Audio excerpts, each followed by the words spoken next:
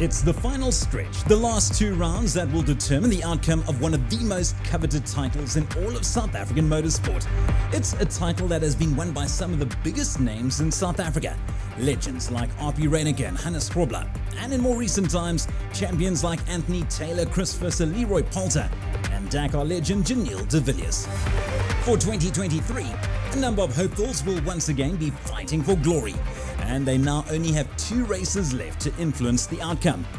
All the action from the Renergen 400, the penultimate round of the 2023 South African Rally Raid Championship, is brought to you by Ford, Toyota and Pirelli.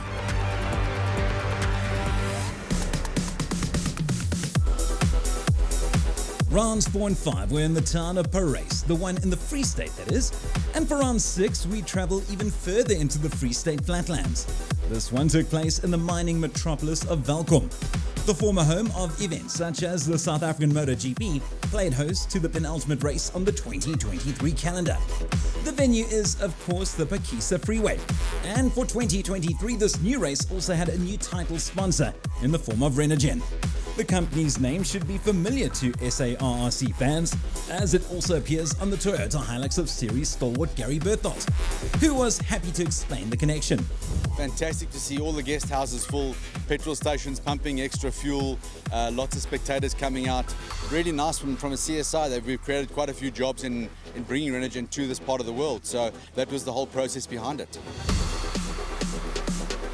Phakisa has been the home of motorsport in the Free State for many years. Although this was a first visit to the racing facility by the SA Rally Raid Championship, Machabeng Municipality Executive Mayor Tondukolo David Kalipa was pleased to welcome the series to the Free State. This is what we want in Machabeng. We want more of this event. We initiated this event with business. We agreed that we must host this event annual in Machabeng because we want to revive Phakisa. A number of new innovations for the Renergen 400, but it didn't stop there. For this race, the organizers adopted a new format. The race distance of 400 kilometers would be split into more segments than usual. The Friday would consist of a short Pirelli qualifying, but the Friday would also see a short racing loop that covered in excess of 30 kilometers. The remaining race distance was split into 2 identical loops on the Saturday, so plenty of opportunities to try and win the race, but in the same breath, also plenty of opportunities to lose it. It has become the norm to start the action with a good look at the cars and crews competing in Class T1. There are several cars from various manufacturers and a number of fast drivers in this class, but the season has developed into a 2-way fight between defending class champion Eben Besson and challenger Johan de Bruin. These were the standings after round 5. It shows the name of Besson topping the points ladder on 136 points, but de Bruin was only 4 points back and well within striking distance. We spoke with Besson shortly before the start of the race. It's only 4 points. We have a close championship, but I think we're ready for it. But de Bruin and Besson weren't the only 2 competitors in Class T1. No less than 6 cars took the starters' orders on the Friday morning of the event. The Pirelli qualifying race was a short and fast affair, making use of the Phakisa Freeway racetrack, as well as the surrounding dirt roads. This provided quite a spectacle for the spectators and a unique and different challenge for the crews. And what a great sight to see the Renault Dust of Johan and Sean van Staden back in action after a crash that nearly destroyed the car during the previous race. The crew worked hard to get it back together, and they were rewarded with the 4th fastest time in qualifying. We were nearing the sharp end of the Class T1 battle between de Bruin and Besson, with the visiting Dutch driver Ernst Hofstra also thrown into the mix. De Bruin and Navi Gerard Schutte had to settle for the 3rd spot in their redline Revo with a time of 10 minutes and 4 seconds, just 7 seconds off the time set by Hofstra and local lad Wade Harris in the redline VK50 machine. This clearly meant that Eben Besson and Leander Paetjies Pienaar were the class of the field in the short qualifier, taking the win by 16 seconds and putting themselves in pole position for the remainder of the race. Not long after the completion of the short qualifying race, the crews once again lined up to tackle the first of the 3 loops that would make up the rest of the race. Loop 1 was just over 30 kilometers in length and in close proximity to the Phakisa Freeway, but it was strewn with challenges like rocks, ditches and dongas, and even a bit of water for good measure. As far as the speed was concerned, Loop 1 was pretty much a repeat of the qualifying race from before, with Gerard and Nick's Heinlein bringing up the rear in the Redline VK56. There was little daylight between them and the older Nissan Navara VK50 of Max Schroeder and Ryan Bland, who ended the day in 6th position. Schroeder would have had his sights set on the Renault Dust of Johan and Sean van Staden, who finished the day 26 seconds in front of the German. Ahead of the van Stadens, yet another German. This time it's father Jürgen Schroeder, who along with Achim Bergmann set the 4th fastest time in Class T1 from behind the wheel of their Nissan Navara. So by now one could figure out that the top 3 were the same crews as the top 3 in qualifying, but not necessarily in the exact same order. Johan de Bruin and Gerard Skitter had a busy morning with the Pretoria businessman flying into Welkom just minutes before the start. He showed great pace in Loop 1, but had no choice but to end the day's proceedings in 3rd in his Redline Revo. De Bruin's title rivals is, of course, the Eben Basson and Leander Pinot pairing and their Team Hilux Rally Raid Hilux. De Bruin kept them in his sights as the Hilux stopped the day's clock just 31 seconds faster than his Redline rival. But the men of the moment were none other than the Dutch driver Rinst Hofstra, with Wade Harris reading the notes in the Redline VK50. The Dutchman must have felt at home on the flatlands of the Free State as he took the Class T1 lead with a margin of 23 seconds. The day was good. It was a fast track, and yeah, I like the race, and it's going good with Wade, with navigation. Confirmation of the Dutch driver's 23-second lead over the battle between title hopefuls Eben Basson and Johan de Bruin. The older Schroeder completed the day in 4th, ahead of the van Stadens, who rounded out the top 5. All that action was only from the Friday of the event. The sun dawned bright and early over the Free State, announcing the Saturday and final day of the Renergen 400. In store for the crews, 2 fast and furious loops of around 170 kilometers each. Dutch driver Rinst Hofstra was the star of the show on day 1, but his African dream did not materialize when the Dutchman was forced to retire from the race. It seems like Welkom was not that welcoming to the Europeans, as Max Schroeder suffered a similar fate when he too was forced to throw in the towel. This opened the door for the Heinlein brothers, Gerard and Nick's, to climb up into 5th spot in their Redline VK56, gaining valuable experience in the process. And what a welcome return to the top 4 for series stalwart Johan van Staden and his son Sean. They were doubtful starters following the crash before, but not only did the Renault Duster make it to the start line, they also claimed a 4th place finish in the process. All that remained for the Class T1 warriors at the Renergen 400 here in Welkom was the final battle for the coveted podium positions. The 3 protagonists were defending champions Eben Basson and Leander Pinot, the remaining German in the form of Jürgen Schroeder, with Achim Bergmann reading the notes, and the Class T1 title hopeful Johan de Bruin and Gerard Skitter in the navvy seat. The German drove well in his Nissan Navara but had to settle for the final podium spot, as the pace for the title fight between Basson and de Bruin was hot. De Bruin and Skitter had every intention to try and close the points gap to rivals Basson and Pinot, but on this occasion there was nothing the Redline Revo could do about the sheer pace of the Team Hilux Rally Raid Hilux of the defending champions. De Bruin had no choice but to settle for 2nd, and Basson romped to a victory, extending his points lead in the process. Basson did indeed extend his points lead thanks to the win, but 2nd for de Bruin means that this title fight will go all the way to the wire. Schroeder completed the podium positions ahead of the van Stadens and the Heinleins, who rounded out the top 5. And there it is, the taste of victory from the top step of the podium. Unfortunately, we had a flat tyre 8 k's before the end, front right. Put us down a bit in the dust. And onto Class T we go, where 4 competitors have managed to secure points so far in 2023. Hendrik Du Plessis was leading the charge over Skalkberger, but the Ford driver was not in Welkom this weekend, clearing the way for Berger to enjoy himself here in the Free State. And that's exactly what the Pretoria businessman did over the 2 days that made up the Renergen 400. Together with co-driver Henk Janssen van Vieren, the King Price Extreme team set off into the Free State fields not to fight for results, but to have fun and perhaps even try to beat some of the faster cars in higher classes. And that's exactly what they did. Big Skalk knows that you have to have a clean run to be fast, and here in Welkom, they did. It was a nerve-wracking day, you know. We needed to finish for the championship to be determined on the last race, and couldn't score. Next up, the open wheel warriors of Class G of the SARRC. These cars provide their drivers with the perfect opportunity to do real rally raid racing at a more affordable price.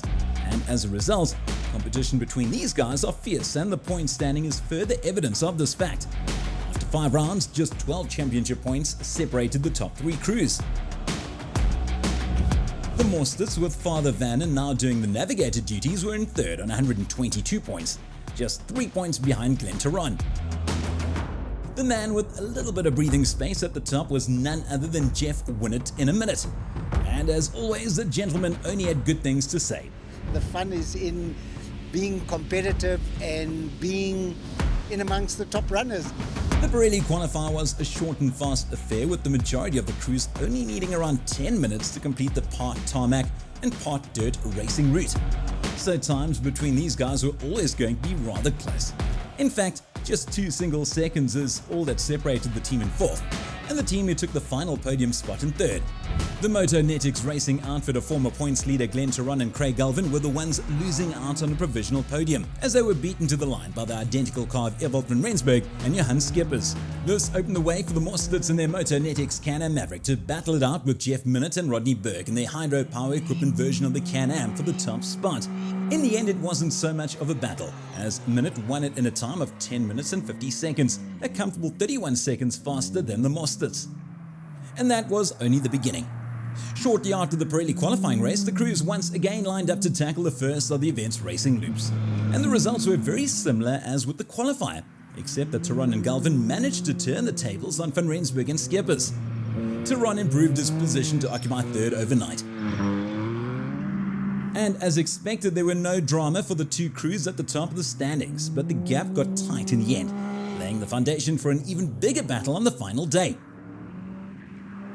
Minutt's advantage of 31 seconds was reduced to just 16 seconds at the end of a tough and hot day in Welkom.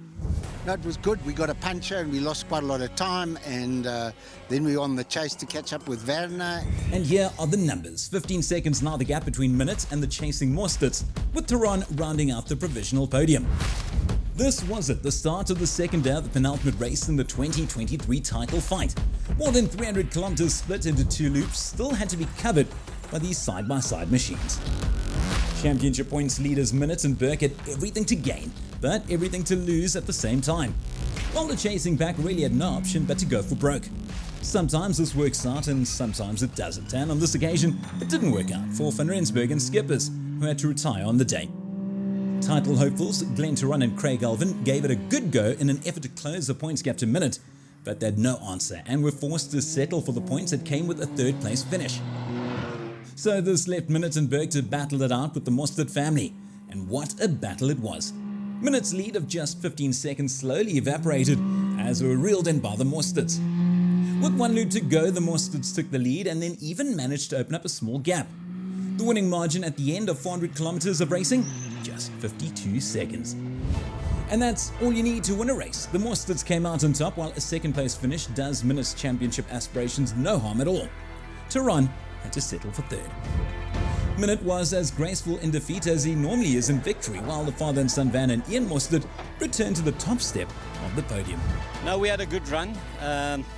We battled a little bit with heating problems in the car, so we had to back off every now and then, but I'm also very surprised that we're on the top step, to be honest. And to the big wheel and big engine special vehicle category we go. In recent times, this territory belonged to Tim Howes and navigator Gary Campbell, who epitomizes the term gentleman races. Going to do the same as we do every race. We're just going to go out there, have some fun, don't make any mistakes. Howes' main title rival John Thompson did not come to Welkom, so the Italian looked sure to wrap things up here in the town.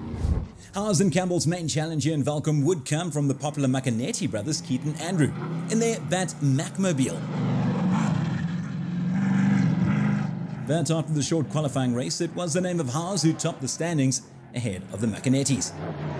When the flag dropped to signal the start of the first of the racing loops, Howes put the hammer down and extended his lead to stop the clock with a lead of 5 minutes and 7 seconds. Both Howes and Macanetti clearly enjoyed their time behind the wheels of these big and powerful monsters as they tackled the 340 kilometers that made up the route on the Saturday of the race, throwing these cars around with great finesse. In the end, the Haas show continued with an easy victory over the Macanettis, who were definitely not happy about being on the Class A podium once again. Behind the two Class A special vehicles, two Class P cars also pitched up in Welkom. Quinton Lessing and Patrick Doden held their early advantage in their Century CRT over the Zarco driven by Grant Watkins and Mark Irvine. But sadly for both crews, neither of them managed to reach the finish. And this is what it looked like when Hausen, Campbell and Keith and Andrew Macanetti sprayed the champagne from the Class A podium. Thanks to Gary, he was fantastic, on point on the notes all the time, and really just good fun to be in the car with him. Those were the highlights from all the battles in the various classes of the SARRC at the Renergen 400. And now it was time to settle the overall war of South Africa's premier class, Class T1+. Class T1+ is where you'll find cars and drivers that have even triumphed at the world-famous Dakar Rally. It's also where you'll find the ongoing battle between the boys in blue and the red team, Ford versus Toyota. With just 2 rounds in this year's title fight to go, it was advantage to Toyota Gazoo Racing's Henk Lategan, who held a slender 3-point advantage over NWM Ford Castrol's Gareth Woolridge. It was extremely close between the top 4, with defending champion Janiel de Villiers just a further 5 points back, and in turn only a mere 5 points ahead of his teammate Guy Bartrell. We caught up with points leader Henk Lategan before the start of the race. Usually there's 1 or 2 guys battling for the championship. This year we got 4, which is, I think, is really good for the sport, really good for the spectators. Ford driver Gareth Woolridge knew that a war was coming. We've done some upgrades since the last race, which should hopefully help us here, especially in the heat. So we'll see what today and tomorrow bring, but hopefully we can keep fighting. And as always, this guy was once again in the mix and in with a chance to fight for yet another motorsport title. 2 more rounds to go, so 5 points the first or the top 3, and then even I think the top 4 is within 9 points. And what a welcome return to the sport for Century Racing's Brian Baragwanath. The team worked hard over the past few months to create this beautiful and new CR7 racing car, with the hopes of reigning on the Ford and Toyota parade. Car looks good. Let's hope it performed as good as it looks. So far during testing it's been really, really good. The scene was set, and for the penultimate time in 2023, it was once again time to go racing. The Pirelli qualifying race was a short and fast affair, as it took the winners just 9 minutes to complete the short route. Henk Lategan and Brett Cummings have won many qualifying races in the past, and after also setting the fastest time here, we're now able to add the Renergen 400 qualifying race to their long list of achievements. The initial results reflected the championship points table, with Gareth Woolridge the next fastest in the NWM Ford Castrol Ranger. It was a good qualifying session for the Ford squad, with Gareth's older brother Lance and Navi Kenny Gilbert setting the 3rd fastest time, ahead of a gaggle of Toyotas led by Guy Bartrell and Simon Vasey-Lyle, who set the 4th fastest time. Times were close at this end of the field, as only 1 second separated Bartrell from teammate de Villiers and Murphy, with the Renergen Toyota Hilux of Gary Bertholt and Henry Cohn a further 5 seconds back. And a great debut for the newly built Century CR7 Class T1+ car in the hands of Brian Baragwanath and Leonard Kramer, who showed good pace early on. The Team Hilux Rally Raid squad of brothers Fouché and Batters Blickno continued to make a name for themselves with another good showing in qualifying, with a time that was 8 seconds quicker than TGRSA's young gun Sahud Variawa and Donnie Stassen. The privateer Ford range in the hands of Vos Prinsloo and Andre Vermeulen rounded out the top 10 in qualifying. Normally this would have been it for the Friday, but the new format here in Welkom meant that the crews only had an hour or so before they had to put their helmets back on and strap themselves in for Loop 1 of the Renergen 400. And what a loop it was. Rally Raid racing used to be about managing speed to ensure one reaches the finish. Now it is a full-on sprint race over 400 kilometers in cars that are capable of breakneck speeds over extremely rough terrain. And there are 15 of these cars in the Premier class, so to occupy a position in the top 10 at any time is a real achievement. After the Friday's action, this is exactly where Vos Prinsloo and Andre Vermeulen found themselves after a solid drive in the privateer Ford Ranger. Just ahead of Prinsloo was the Hilux of Gary Bertholt and Henry Cohn. Bertholt had the extra pressure of carrying the event sponsor's name in his car for the Renergen 400, so the wily old fox drove sensibly to secure his spot in the top 10. And what an impact these two guys have made since joining the sport just over a year ago. The Team Hilux Rally Raid crew of Fouché and Batters Blickno is never far from the action, and one got the feeling that Welkom would not be any different. They were beaten to the end of Friday's proceedings by the brand new Century CR7 of Brian Baragwanath and Leonard Kramer. BB, as he is also known, made it very clear that the objective was to test the car's reliability first before its outright speed, and so far it was mission accomplished. TGRSA's Guy Bottrell was fresh from taking his maiden victory in the series on the previous round in Paris. For the Renergen 400, he had his regular co-driver Simon Vasey-Lyle back in the Navi seat, and were currently in 6th position. His TGRSA teammates Oud Variawa and Donnie Stassen completed the day in a fine 5th position, around 31 seconds ahead of Bottrell.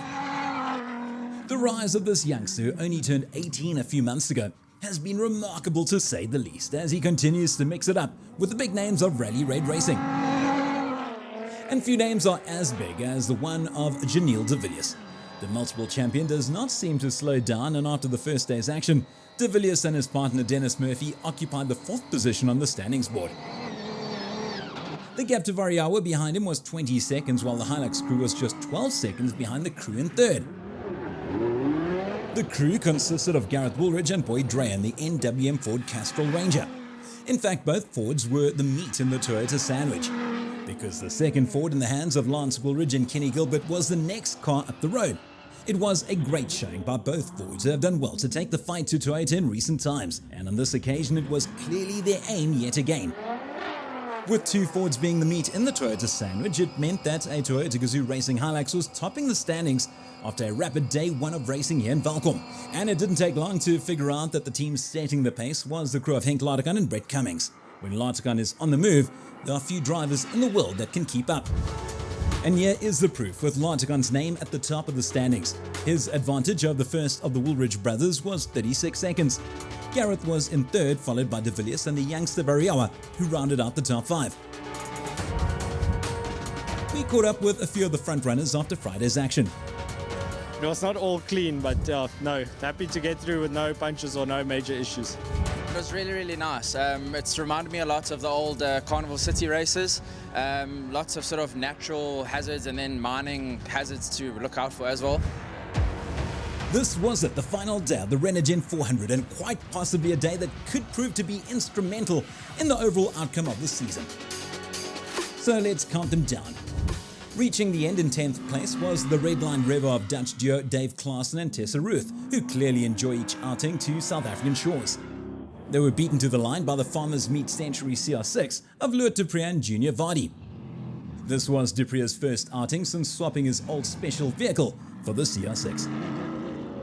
He was beaten to the line by the Ford Ranger of Ermelo-based businessman Vos Prinsloo and experienced navigator Andre Vermeulen, who continued to go faster and faster with every outing in the new Ranger.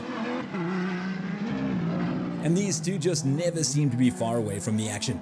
Team Hilux Rally Raids Fischer and Bantus Blickner made a fast entry into the sport, and the adventure continued here in Valkom. And not even this little mishap could prevent them from reaching the finish. After landing back on its wheels, it was foot flat, and to a 7th place finish for the brothers from Witbank.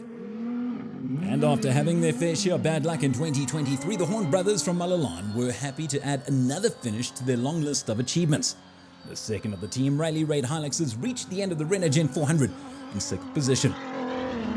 If you offered Gary Berthold a top 5 finish on his sponsors event before the race, he would have taken it. And that's exactly where the Renergen Hilux finished this tough and demanding race. The Old Fox drove a clean race to beat the Horns to the line and record a 5th place finish, much to the delight of sponsors Renergen. We were nearing the business end of this race, with the 2 Fords taking the fight to no less than 4 TGRSA crews, and with a brand new Century Racing CR7 also thrown into the mix. Fords Lance Woolridge and Kenny Gilbert started the day in 2nd position with every intention to fight for a victory, but their charge ended when the Ranger struck a ditch that did irreparable damage to the suspension. A sad end to what would have been a great race. One man's pain is another man's gain, and the one who gained a position in the process was none other than the crew of Brian Baragwanath and Leonard Kramer. The Renergen 400 was meant to be a test session for the brand new CR7, and a successful one at that, as BB also collected some points for finishing in 4th place, a great debut for the car. So we had the 3 podium spots still available, but we still had 5 drivers all gunning for glory. Something had to give, and it did. Janelle de Villiers and Dennis Murphy were on track for a podium finish, but the TGRSA Hilux hit a ditch just a few kilometers from the end. The impact ripped through the suspension. The crew managed to limp home following a few roadside repairs, but they would not stand on the podium. It went from bad to worse for the TGRSA squad, when a similar fate befell Henk Ladekan and Brett Cummings. The championship points leaders hit the same ditch that took out Lance Woolridge early in the day, causing the car to roll head over heels and out of the event. The incident also resulted in an injury to Ladekan's shoulder, which will put him on the sidelines for the next few months. So, in one fell swoop, TGRSA lost 2 of its cars, but fortunately for them, they still had 2 left, as Sahut Variawa raced to a podium finish in only his 4th ever Rally Raid race. The youngster has talent in abundance and will be a force to be reckoned with in the not-too-distant future. And with both Ladekan and de Villiers not adding too many points here in Welkom, a second-place finish did wonders for Guy Bottrell's championship aspirations, who now moves into second place in the 2023 title chase, following a win on the round before to go with the second place here in Welkom. And finally, the men of the moment. After keeping their noses clean and staying out of trouble while being fast at the same time, NWM Ford Castrol's Gareth Woolridge and Boyd Dreyer raced an emphatic victory, their second of the season, also claiming victory in Botswana earlier this year. Confirmation of Woolridge's victory over Bottrell and Variawa at the Renergen 400 here in Welkom. The names of Ladekan, de Villiers and Lance Woolridge sadly did not appear on the final results, while 4th was a great finish for the new CR7 in the hands of Baragwanath and Bertholdt rounding out the top 5. This was it, the second last chance to spray the bubbly from the podium in 2023, and that's exactly what Gareth Woolridge and Boyd Dreyer did. This victory also places the Ford crew in pole position for the 2023 title fight, with just 1 round to go. I must say I'm very chuffed. I came in after the prologue a little nervous. We were lying 3rd, so I'm glad we had the pace today. We pushed, we had a clean run. I think most of all, Boyd and I enjoyed it. We felt in the groove. We had no issues whatsoever, and I think that was the name of the game today. That was that for the Renergen 400 from the Pakisa Freeway in Welkom. Next up, the season finale, which will be a brand new race in the form of the Waterberg 400. The race will take place in Limpopo on the 10th and 11th of November and will provide the final battlefield where some scores will be settled. All the action from the Renergen 400 was brought to you by Pirelli Ford and Toyota.